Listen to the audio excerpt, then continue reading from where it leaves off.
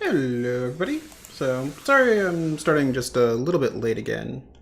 Um, I was trying to get it set up so that I'd be able to have a pure wired connection for the streams, and that didn't quite work out the way that I had hoped it would. Um, while I'm at it, since we're already starting late, I'm gonna mess a little bit with the sound real quick. Um,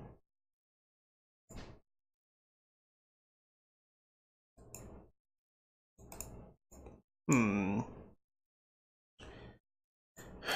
So I want to try and make it so that some of the background noise goes away.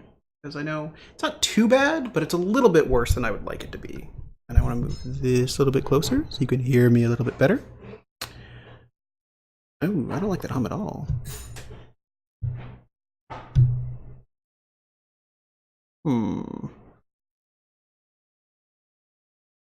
Test? Hello? Hello?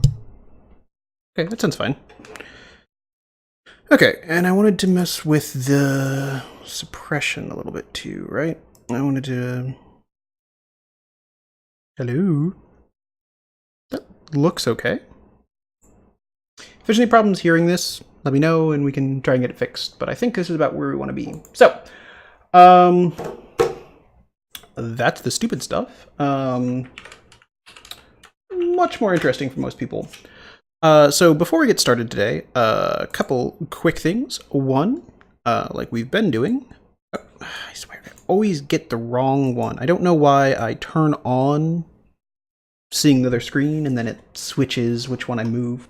But in any case, this weekend there are many CTF events. So the starting at, I think it's what, 25 hours from now is going to be Meepone.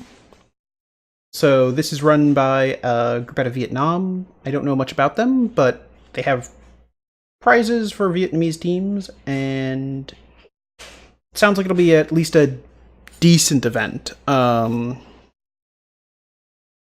those are those. And so there's that. That runs through, so it runs 48 hours. I believe it starts at 8 p.m. my time tomorrow. So it'll run through 8 p.m. Saturday Eastern. And then CTF Zone starts on Friday my time. Saturday morning my time, I think. In any case, there was supposed to be CTF from... Starts at Saturday morning. So Meepone starts at 8 p.m. on Thursday for me, and will run through 8 p.m. on Saturday. CTF Zone will start at 5 a.m. on Saturday and run through 5 p.m. on Sunday for me. So basically, starting tomorrow evening, I will be able to play CTF all weekend long, and it'll be great and awesome and all that. So yeah, definitely recommend checking these out, especially if you, like me, haven't played a lot of CTF in a while, because I've been busy, I've had things to do, and there haven't really been that many events. Like Secu Inside was one of the big ones. There's Poly CTF last weekend. Nuita Hack was in there too, but that was finals, and I couldn't play in that anyway. But, yeah,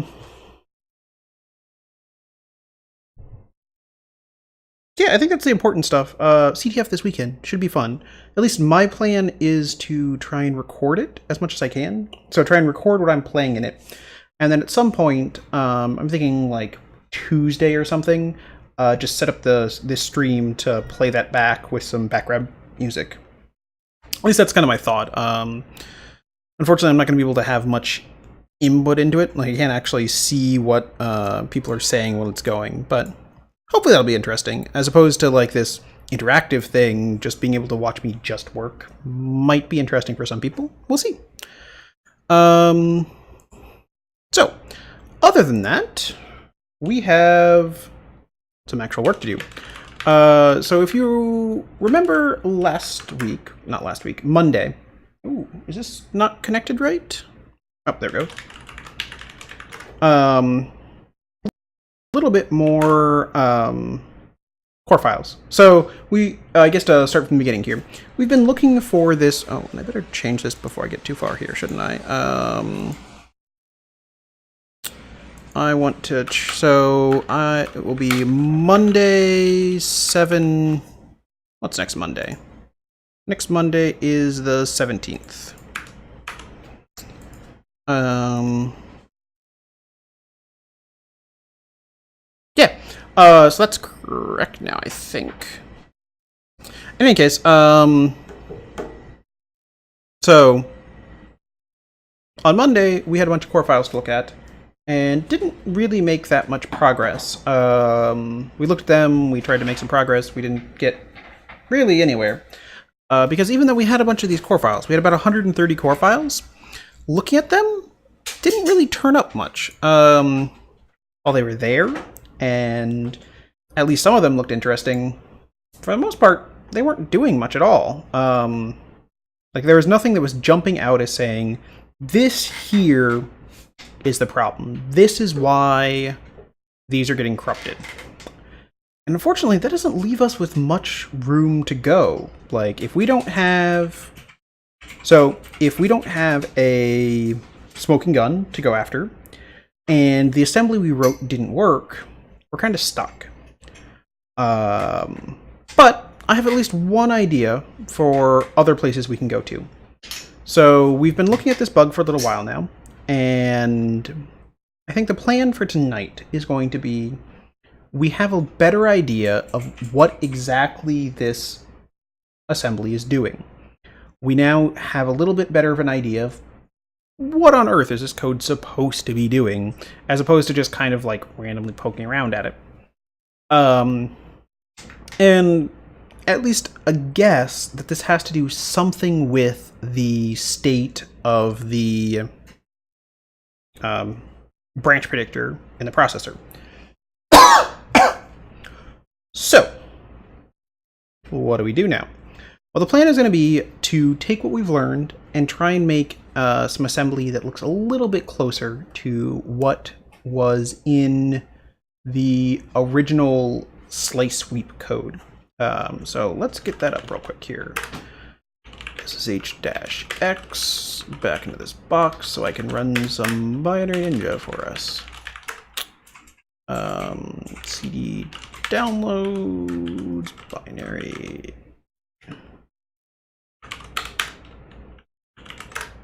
I know you can't see this. My X server is not started yet. Let's switch this over so we'll actually be able to see it when it pops up. Doo-doo. So this is the Binary Ninja, and here is the database we've been working on for quite a while now. The important thing here is we're going to look at sweep slice. I believe is the one we're looking at. It's either sweep slice or mark slice. I think here. I believe it. Yeah, it was sweep slice with this and AHFC, then writing it into RDI. And there's a few things that are interesting about this that aren't exactly covered by the code we wrote. So just to go back to where that was, where was this? Projects, Skylake 150. Believe that this is the code that we had before. So let's get this set up real quick. Resize 80 and resize 80. Split that one. Okay. So if I remember correctly, we have test.c, which starts up. Let's get rid of this code. So we're going to get rid of that. We don't need that. And we don't need that either. Right, so we start up several of thread 1, or we start up one thread 1 and a whole bunch of thread 2s, and then we're going to wait until they all complete. And both of those we wrote in relatively raw assembly in this threads.asm. And that basically, we have 2 of these threads that we're exposing. And we tried to get it right-ish, right? So thread 1 was being relatively simple. We just checked to see if REX is getting messed with, I think. And then down here we have thread 2, which was doing a similar-ish modification, right? So we have this loop 2. it was ANDing AH with 0, it was writing it to a memory location, reading it from a memory location, and we were just checking to see if it ever got changed. At least the theory here was that this bug somehow had to be exposed by one of these two things. But that's not necessarily true. So I think the plan for tonight is going to be, we're going to try and emulate this branch state. So if we come over here, so we have several branches here that we're going to go down, and we're going to see if we can get, we're going to write some code, which for thread 2, I guess, is going to look a whole lot like this. In addition to that, I'm a little bit suspicious that a number of the places where we were poking at all were very close to memory usage with RDI. Not all of them, but the most common one involved a read from RDI, I believe, which seems suspicious at best. Like, it's quite possible that that is completely unrelated to anything that was going on. But maybe the whole idea of AH being the problem, or RIX being the problem, is a red herring altogether. So what are we going to do here? There's a few things we're going to do to get all this set up. And I think the first thing to do is we're going to more or less start over, I think. So we have this code that we had. Let's switch over so we can actually see this. And I think we're going to go through and we're essentially going to rewrite almost all of this. Not actually all of it, because rewriting actually all of it would be quite a bit and more than is really necessary. But so let's talk a little bit about what we want this to do. And let's actually start writing some pseudocode to do that. So to start with here, I'm here.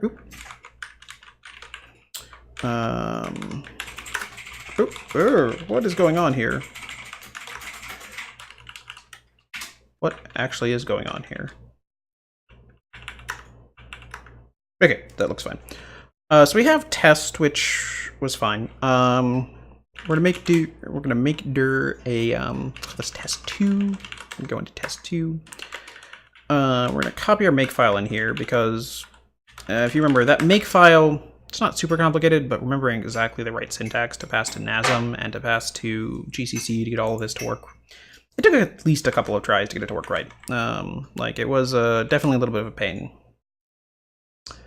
So we have all that. We have this kind of working. Let's talk about what we want to do. So we're going to have a test.c again. Pound include standard io.h. We're going to have a void main in here. And what exactly are we going to do in this void main? Well, to start with, I cannot for the life of me remember what threading code looks like. So we're going to include that. So p thread.h. That looks pretty reasonable. We want to have a void star. We're going to call this skl150 thread. And the idea here is that we want this, we're going to essentially set up this Skylake thread. Actually, how do I... I'm trying to remember the right way to do this. To the internets. What does the internet say? P thread. Oh wait, I forgot. I can actually do man p thread create. So arg is the last argument. So arg is passed as the sole argument of the start routine, and the start routine is the second argument. So one of the things I would like to do is I would like to have a unique location for each of these threads that we are able to say, oh, this thread is correct or is not correct. So we want to have each of these threads passed in with an argument. So I guess we don't have to do it this way. We can say, so we're going to write an integer to it, right? Let's pull this back up. We have this code right here. And let's go through real quick what this does. So if we assume this loop is this branch over here that goes up to the right and then loops back around. So we read in from memory location into RDI. We make sure that it isn't that it is below or equal to some other memory address. We come in here, we do some stuff. We read from it, we read from that plus an offset, we write to it, or we write to this other constant, we do some stuff, we move some math around, we then come over here if something is equal, and then we're eventually going to write to it. And so if we notice, we don't ever change this. So we read RDI from memory, and then we're going to write to it eventually. So at least the idea here is I want to write to a constant location, and what we're going to write there is a RAX. So I think it's relatively safe to say that we're going to write an int to it. At least our code is going to say that in C. And each thread should have its own block to write into for our integers. So basically we want to write RAX to a static location in one thread that we should be able to check all of them at the same time in a second thread. So we're going to have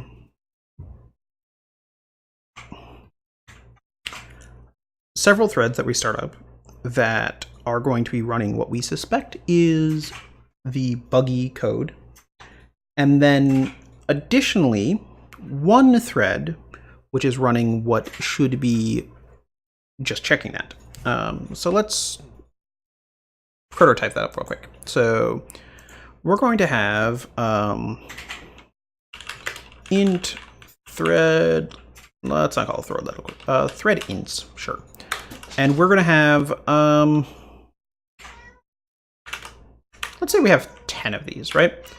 10 hex of these. That means we're going to be able to start up 4 on each thread, or on each core, because I have 4 cores on this processor. So in here, we're going to, let's actually pound define this to pound define num is ox10 int I is equal to 0, I is less than num I plus plus.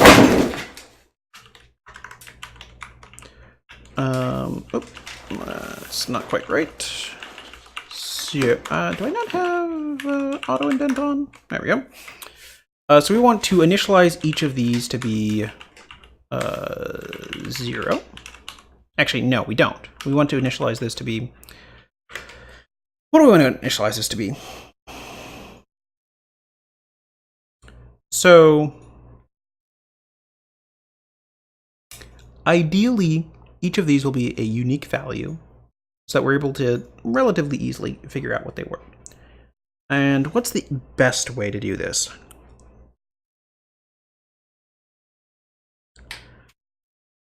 I mean, we could always do like one of the LFSR type things, which would totally work. I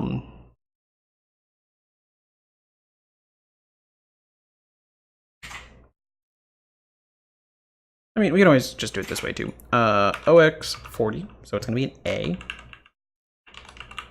For car val. Val is equal to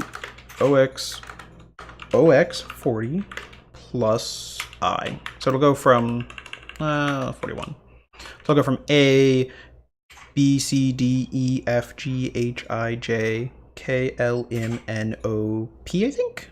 P sounds right. So basically, we'll have a number of different values here that we're going to be able to see that, oh, these are all unique. So this is val or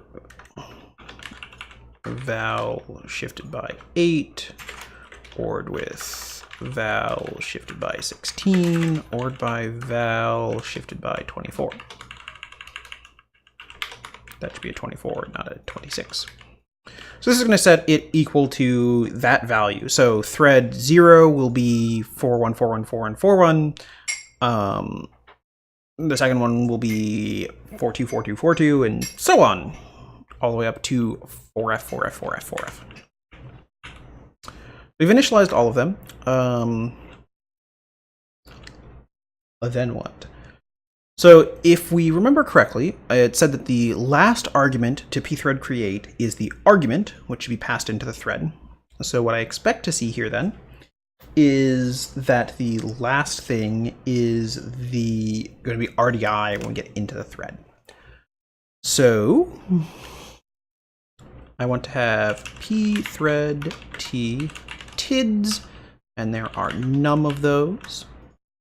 We're then going to do for I is equal to 0, I is less than num, I plus plus.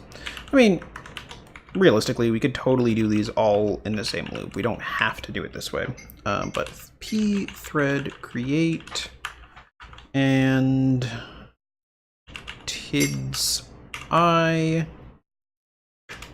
null thread 1 thread ints I, and we want to get the address of this. We've created threads for all of them. And then finally, while 1, we're just not going to do anything. Although I think GCC knows we can optimize that out. So for I is equal to 0, I is less than num, I plus plus. If, what's the best way to do this? So yank 3, or yank 2 yank, yank 3 yank.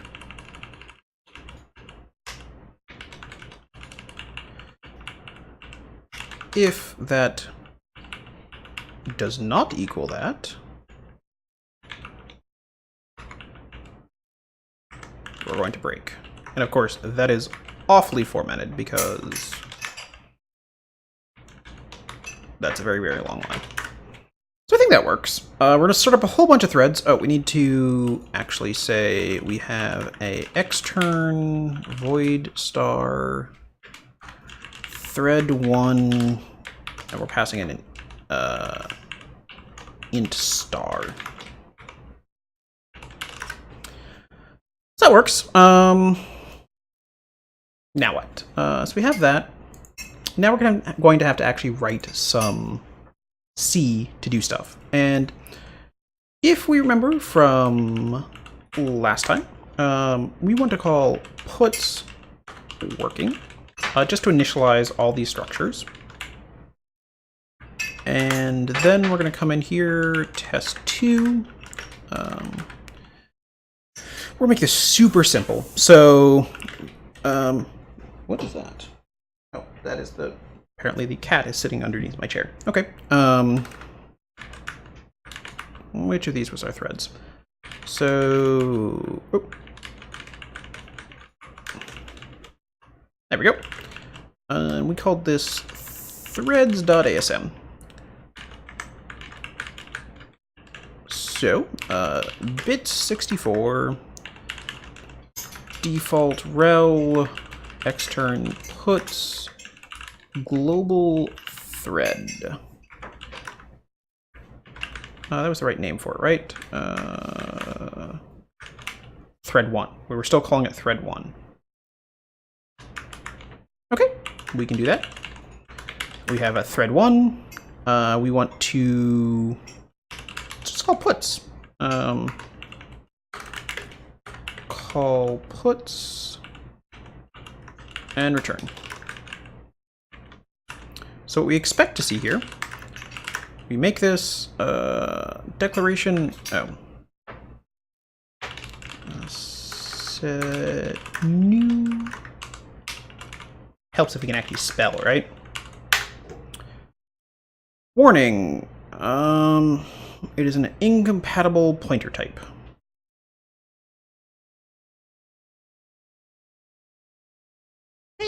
Sounds good enough. So does this look correct? I think this looks like the correct output, right? So we have all these threads start up.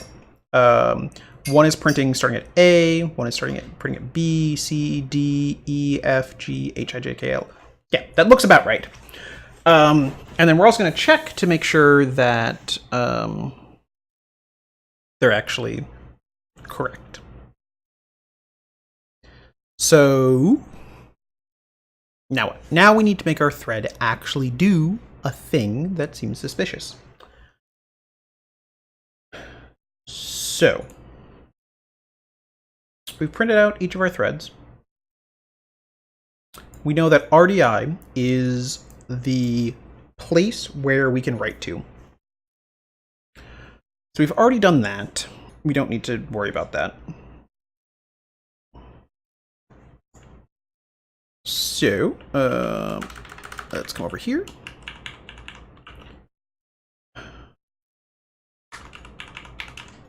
Well, let's call puts still, just to look nice, right? We don't actually need to, but it looks a little bit nicer. Start loop is going to be another thing. So we're going to compare RDI with keyword RDI. Right? So we're saying that if the pointer for RDI, like we're comparing RDI with the pointer for RDI. And the reason we're doing that is because while it's not reading from RDI, it is reading from a memory address. And RDI is something that we know is going to be valid. So I think that makes sense. The downside is I'm not quite sure what the address is going to be. So the comparison here is it's going to do a jump. It's going to do a jump above or equal. So, I mean, let's just do this. Like, well, let's just write some code and see where we end up, right? End push final call puts, and we have final. It's going to be, I believe that's the way we do it, right? Yeah. DB ending now, comma OXA, comma 0. So we should be able to recompile. We should be able to recompile this. Comma ending line 14. Oh, whoops. That looks fine. We got a segmentation fault. Why did we get a segmentation fault?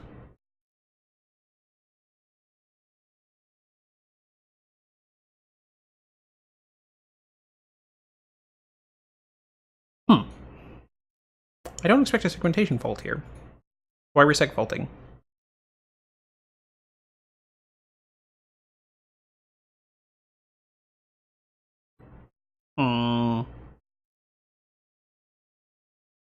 Like I have oh, duh.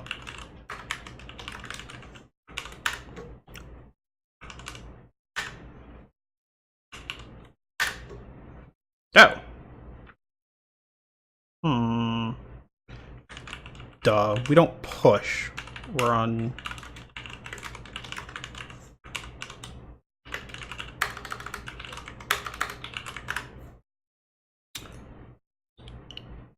Well, why are we still seg faulting?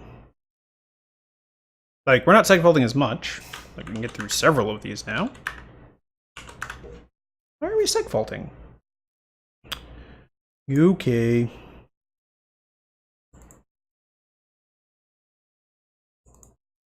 We're going to come over here again. We want to...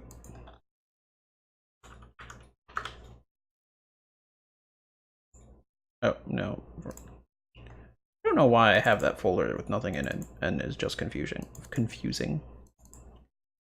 Okay, so here is our program.